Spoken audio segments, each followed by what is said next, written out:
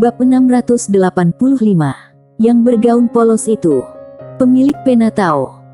Melihat ekspresi Sander Ye, Yueni tersenyum dan berkata, "Sepertinya kalian saling kenal." Sander Ye mengangguk, lalu bertanya, "Ya, Tuan Yueni juga mengenal pemilik pena Tao." Yueni tersenyum tipis, "Kami saling kenal. Kami bertemu sekali, bertahun-tahun yang lalu." Sander Ye mengangguk dan tidak berkata apa-apa, tapi hatinya sedikit terkejut. Pemilik pena Tao ini sangat hebat. Dia mengenal semua orang, layak sebagai orang paling terkenal di alam semesta. Pemilik pena Tao. Yueni berkata lagi, "Apakah kamu yang dia pilih?" Sander Ye memandang Yueni, apa yang dia katakan pada senior. Yueni tersenyum dan berkata, "Dia mengatakan sesuatu." Sander Ye sedikit penasaran, apa yang dia katakan. Yueni mengalihkan pandangannya, melihat ke kolam air di depannya, dan berkata sambil tersenyum, "Kamu datang karena urusan dengan keluarga Sen, kan?" Zentian mengangguk, "Tepat sekali."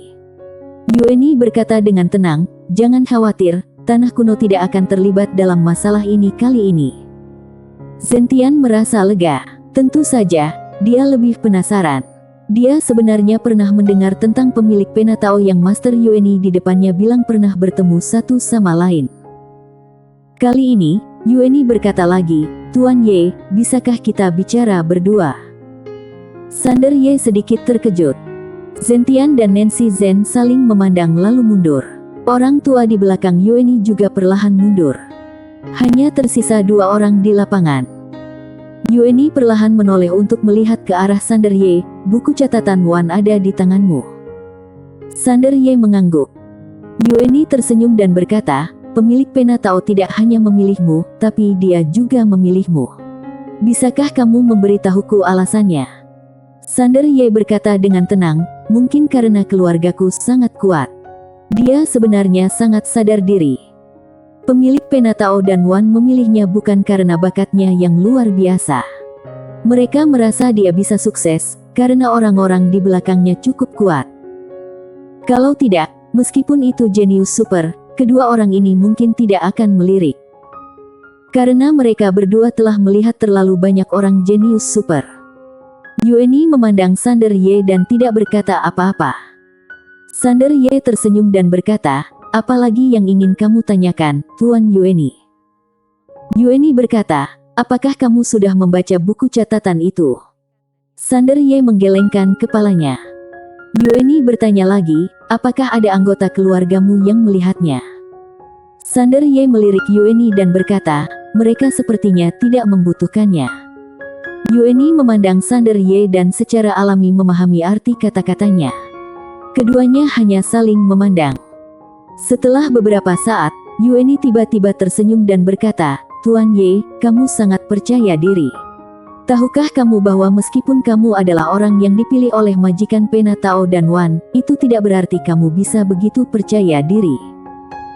Sander Ye menggelengkan kepalanya sedikit, sepertinya Tuan Yueni tidak mengetahui banyak hal. Yueni tersenyum dan berkata, "Kamu ingin memberitahuku bahwa kamu memiliki pendukung yang sangat kuat." Sander Ye mengoreksi, "Beberapa." Menara kecil. Yueni menatap Sander Ye, senyum di wajahnya perlahan menghilang. Sander Ye berkata dengan serius, "Tuan Yueni, aku tahu maksud kamu. Maksud kamu adalah aku tidak memenuhi syarat untuk begitu percaya diri di depan kamu. Sikap aku di depan kamu harus lebih rendah hati dan rendah diri. Aku seharusnya lebih menghormatimu. Tapi menurut aku hidup itu saling menguntungkan. Kalau kamu menghormati aku secara alami akan menghormati kamu, tetapi aku tidak akan rendah hati karena aku tidak meminta apapun dari kamu." Saat dia mengatakan itu, dia berhenti sejenak dan kemudian berkata, "Kalau kamu tidak meminta bantuan, kamu akan menjadi sebesar kamu." Yueni tersenyum dan berkata, "Kamu tidak meminta apapun dariku. Lalu kenapa kamu ada di sini?" Sander Ye, "Aku datang ke sini karena aku berharap untuk hidup berdampingan secara damai dengan tanah kuno. Dalam hatiku, aku tidak ingin menjadi musuh dari tanah kuno. Tentu saja, kalau tanah kuno bersikeras menjadi musuhku maka itu tidak masalah." Yueni tiba-tiba menatap Sander Ye. Dengan pandangan ini, aura monster yang menakutkan menekan ke arah Sander Ye seperti 10.000 gunung. Untuk sesaat, Sander Ye merasa tercekik. Tapi dalam sekejap, jiwa pedang yang menakutkan keluar dari tubuh Sander Ye, dan langsung memblokir aura monster itu. Melihat jiwa pedang Sander Ye dapat menahan aura monsternya, kilatan kejutan muncul di mata Yueni. Detik berikutnya, dia tiba-tiba berdiri. Saat dia berdiri, aura monster yang lebih kuat langsung menghancurkan Sander Ye. Tapi lingkungan sekitarnya sangat tenang, tanpa fluktuasi kekuatan apapun. Namun, seluruh tubuh Sander Ye sepertinya meledak. Sander Ye mengepalkan tangannya dengan kuat, dan dalam sekejap, kekuatan kedua garis keturunan itu terbangun pada saat yang sama. Jiwa pedang dan kekuatan kedua garis keturunan itu memblokir aura monster di depannya. Namun, wajahnya juga menjadi pucat dalam sekejap. Yueni menatap Sander Ye, sungguh luar biasa. Saat dia mengatakan itu, dia tiba-tiba membalik tangan kanannya, dan kemudian menekannya ke Sander Ye. Bang! Dengan tekanan ini, kekuatan garis keturunan dan jiwa pedang Sander Ye ditekan lagi. Kekuatan mengerikan itu langsung membuat dia membungkuk. Bahkan lututnya mulai menekuk. Yueni menatap Sander Ye, tanpa senyum lagi di wajahnya. Dia merasa harus memberi pelajaran kepada pemuda di depannya, agar dia bisa memahami ketinggian langit dan kedalaman bumi. Sander Ye mengepalkan tangannya erat-erat, lalu jiwa pedang serta kekuatan garis keturunan di tubuhnya terus melonjak. Namun, momentum yang dilepaskan oleh Yueni terlalu kuat. Bahkan dua kekuatan garis keturunan ditambah kekuatan pedang tak tertandingi tidak mampu bersaing dengannya. Tubuh Sander Ye menjadi semakin bungkuk. Tidak hanya itu, kakinya juga tertekuk bungkuk, dan dia hendak berlutut di tanah. Pada saat ini, Sander Ye tiba-tiba meraung, dan kemudian, kekuatan pedang tak tertandingi di depannya berubah menjadi pedang dan ditembakkan. Ubah pertahanan menjadi menyerang. Ketika pedang itu keluar, kekuatan yang tak terhitung jumlahnya langsung menekan tubuh Sander Ye. Tubuh fisiknya langsung hancur, dan jiwa pedang dia juga langsung menyerang di depan Yueni. Bang!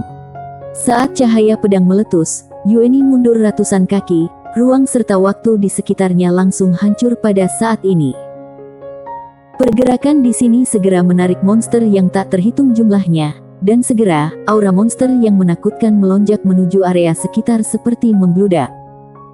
Pada saat ini, Yueni yang terhenti tiba-tiba melambaikan tangannya, dan aura monster itu surut seperti air pasang. Saat ini, Zentian dan Nancy Zhen juga muncul di tempat kejadian. Saat mereka melihat Sander Ye, ekspresi Zentian dan Nancy Zhen berubah. Pada saat ini, tubuh Sander Ye hancur, hanya menyisakan jiwanya, dan jiwanya sangat ilusi. Nancy Zhen segera menoleh untuk melihat ke arah Yueni dan berkata dengan marah, "Tuan Yueni, apakah ini caramu memperlakukan tamu?" Yueni memandang sekilas ke arah Nancy Zhen dengan santai, "Apa kamu perlu mengajariku bagaimana bersikap?" Nancy Zhen sangat marah dan hendak berbicara, tetapi dihentikan oleh Zentian yang berdiri di samping. Dia melihat ke arah Yueni dan berkata, "Yueni, apa maksudmu?" Yueni berkata dengan tenang, "Ajari Tuan Ye bagaimana berperilaku." Zentian mengerutkan kening. Pada saat ini, Yueni berkata lagi, "Ketua klan Zentian, oh apakah kamu akan menyerangku? Kamu harus berpikir jernih. Kalau kamu menyerangku di sini, itu akan dianggap sebagai deklarasi perang terhadap tanah kuno. Nyatakan perang." Zentian tampak murung dan tidak berkata apa-apa. Kalau sebelumnya, dia tidak akan mengalah dengan Yueni ini, karena klan Zhen benar-benar tidak takut dengan tanah kuno. Namun saat ini, keluarga Zhen telah menyatakan perang terhadap klan Zhen. Kalau ditambah dengan tanah kuno lagi saat ini, itu sama dengan diserang dari kedua sisi, akan sangat merugikan klan Zhen. Setelah memikirkan ini, Zentian tidak bisa menahan amarah di dalam hatinya. Dia berjalan perlahan ke arah Sander Ye dan berkata dengan nada meminta maaf, "Tuan Ye, maafkan aku tidak menyangka dia akan tiba-tiba menyerang kamu." Sander Ye menggelengkan kepalanya sedikit, "Itu tidak ada hubungannya denganmu." Setelah mengatakan itu, dia mengangkat kepalanya dan melihat ke arah Yueni di kejauhan, dan saat ini, Yueni juga sedang menatapnya. Zentian tiba-tiba meraih lengan Sander Ye, menggelengkan kepalanya sedikit, dan mengirimkan suara melalui energi Suan, "Tuan muda Ye, kalau bisa maju mundur baru bisa jadi orang hebat. Ayo tinggalkan tempat ini dulu, lalu rencanakan untuk masa depan." Maya Ao tiba-tiba berkata, "Jangan lakukan di sini. Kalau kamu melakukannya di sini, itu akan mempengaruhi ayah dan putri ini." Sander Ye terdiam. Dia secara alami mampu bertarung. Bagaimanapun, Maya Ao, Arya dan Putih ada di sini, tetapi kalau dia mengambil tindakan di sini, itu akan melibatkan Zentian dan Nancy Zen, juga menempatkan mereka dalam situasi putus asa karena ini wilayah klan siluman. Setelah memikirkan ini, Sander Ye memandang Zentian dan berkata, "Senior, ayo pergi." Zentian menghela nafas lega. Dia juga takut Sander Ye akan bertindak di sini. Kalau Sander Ye benar-benar bertindak di sini, situasi mereka akan sulit. "Tahukah kamu, mereka sekarang hanya bertiga, dan ini adalah wilayah Yueni. Begitu mereka mengambil tindakan, mereka tidak akan bisa melarikan diri." Zentian tidak banyak berpikir dan langsung menarik Sander Ye, "Ayo pergi." Setelah mengatakan itu, dia membawa Sander Ye dan Nancy Zen lalu menghilang. Yueni memandang Sander Ye dan yang lainnya yang menghilang di ujung langit, matanya berkedip-kedip. Pada saat ini, seorang pria paruh baya tiba-tiba berjalan keluar perlahan dari samping. Raja Qi Utara berkata dengan suara yang serius, "Tuan Yueni, kenapa kamu tidak menahannya?" Yueni menggelengkan kepalanya, "Kalau kita membunuh mereka di sini, apa yang akan terjadi pada klan Zen? Mereka pasti akan membalas dendam pada tanah kuno. Oleh karena itu, kenapa tidak membiarkan mereka kembali untuk bertarung dengan keluarga Sen? Dengan cara ini, saat keduanya bertarung, dan ketika kedua belah pihak menderita, bukankah menyenangkan kalau tanah kuno keluar memetik manfaatnya?" Raja Qi Utara terdiam.